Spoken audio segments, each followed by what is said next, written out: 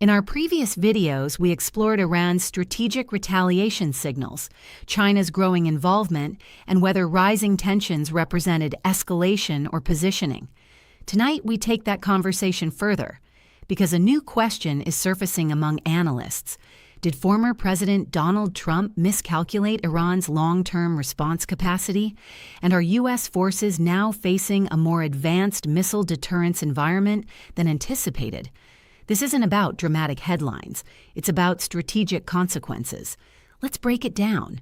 What if maximum pressure didn't weaken Iran, but accelerated its military adaptation? Did sanctions slow Tehran down or push it toward ballistic expansion? Are U.S. defense systems fully prepared for the evolving missile landscape? And here's the real question. Is this backlash temporary or the new normal in Middle East deterrence? Stay with me, because the answer could reshape how we understand modern power projection. Let's clarify the phrase. Ballistic backlash refers to Iran's expanded missile capabilities and strategic deterrence posture following years of sanctions and diplomatic breakdown. Iran has invested heavily in short and medium-range ballistic missiles, drone technology, precision strike improvements, regional proxy coordination. These systems are designed not for global invasion, but regional deterrence. They aim to raise the cost of direct confrontation, and that changes military calculations. During Trump's presidency, the United States withdrew from the Iran nuclear agreement and reimposed extensive sanctions. The strategy was clear. Economic pressure would force renegotiation. Instead, Iran gradually increased uranium enrichment and accelerated missile research. Critics argue this was predictable. Supporters argue pressure prevented faster nuclear weaponization. Both perspectives contain elements of truth.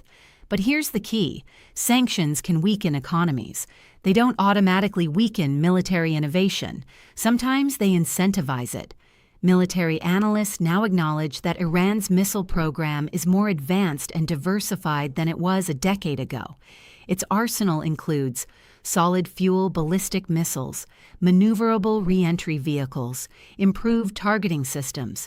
U.S. forces maintain superior overall capability. But deterrence doesn't require superiority. It requires survivability. If Iran can reliably threaten regional bases, naval assets, or allied infrastructure, it changes escalation risk.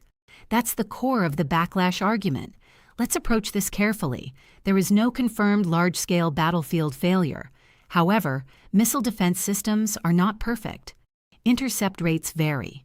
Defense is always more complex than offense. A single successful strike can shift perception dramatically. Even the possibility of overwhelmed scenarios forces planners to adjust deployment patterns. So struggle may not mean defeat. It may mean recalibration, and recalibration often signals strategic friction. Here's where it gets interesting. The more capable Iran's missile program becomes, the less likely full-scale war becomes. Why? Because deterrence raises the cost of aggression. But deterrence also increases accidental escalation risk, misinterpreted signals, miscalculated responses, overreaction to limited strikes. That's the paradox. Greater capability can stabilize and destabilize simultaneously. Donald Trump's approach emphasized unpredictability and strength. His administration authorized the strike on Qasem Soleimani, yet it avoided prolonged direct war. If he returns to office, would he double down on pressure or attempt a high-stakes renegotiation backed by military leverage? His historical pattern suggests pressure first, negotiation second. But Iran's enhanced missile posture could complicate that formula. As we discussed in the previous video, China has strengthened economic ties with Iran. That partnership provides Tehran with sanctions relief pathways, diplomatic backing, strategic confidence. If Iran feels less isolated, it may feel less pressured to compromise. And that indirectly reduces U.S. leverage. Ballistic capability plus economic backing equals resilience. That combination changes strategic math. 3 possible trajectories. Scenario 1, controlled deterrence continues.